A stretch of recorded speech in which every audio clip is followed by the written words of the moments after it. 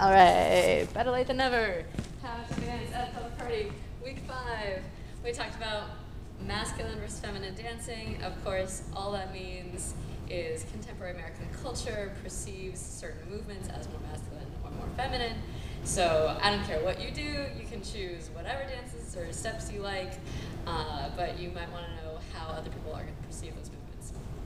So, listing under the more feminine category was things that are rolly or swoopy, like a head roll is more rolly than a sideways head movement. Also, anything that uses hair, lots of long hair, tends to be construed as more female. So again, sort of a head whip or a head roll. Again, ending with the gaze away or down, more feminine, or perceived as such. So sort of looking down or looking away, that sort of thing is perceived as more feminine, versus looking straight on, which is perceived as more masculine, more direct. What else?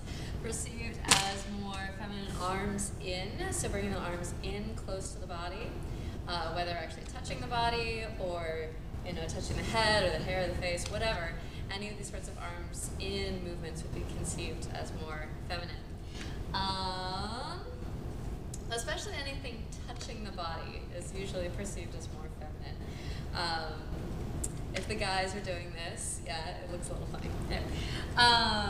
Rolling body movements. So if there's a lot of rolling, not just like one, yeah, but lots and lots of rolling, whether from front to back or from side to side, lots and lots of rolling, that's sort of considered perhaps a little more feminine. I think because when there's all these different body parts moving at the same time, it looks more flexible and soft. Again, those sorts of characteristics are associated with feminine, or perceived as feminine.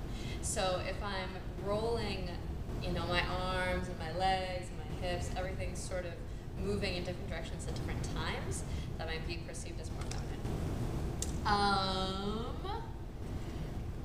That being said, there are, of course, times where guys will do some sort of rolling action, but it'll tend to be more symmetrical, like both arms doing the same thing at the same time, or maybe just one roll followed by some sort of more sharp or poppy movement. Ladies, or more feminine hip actions, like just shaking the hips, that sort of shimmy thing, or a lot of focus on moving the hips outside of the body. When I say outside the body, I mean if you're normally standing here, moving the hips further outside than the rest of your body, it's perhaps going to look more feminine, especially this sort of figure 8 type action, where the hip comes front and back and front and back. And other hip actions, things where the hip goes to the back repeatedly. So back accenting hip, that's going to look more feminine, versus a front accenting hip that's going to look more masculine. Legs and feet together. So with the feet together, again, that makes our base sort of smaller, makes the whole shape look smaller and looks more feminine. So if I have my legs and feet close together, that'll look more like a feminine movement. Using the toes, pointing the toes. So if I did some sort of movement where I have the toe just touching the ground and I'm doing something, that'll look more feminine than if I have the foot flat, or if I have the heel on the ground. And in general, more sort of what the musicians call legato, or smooth movement from one place to another, and sort of softer movements where there's no hard endpoint, but things just sort of move smoothly. Again, is going to be perceived as more feminine. So there's my take on it. Again, you can do whatever steps you want.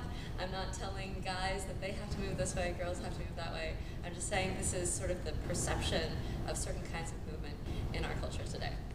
So take that for what it's worth. Next video for masculine.